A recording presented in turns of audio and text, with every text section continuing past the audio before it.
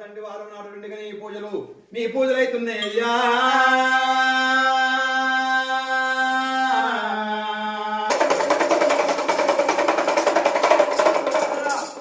నుంచి పరమాత్ముడు ఆచారం వచ్చిందయ్యా. 30 నుంచి గురుడా నీకు ముద్దదాళ్ళు వచ్చిండు దేవా.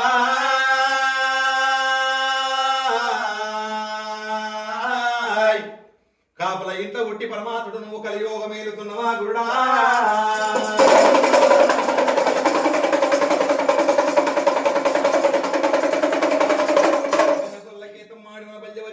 నలుగురు భార్యల పరమాత్ముడు నీవు నారాయణమూర్తి నంటివయ్యా.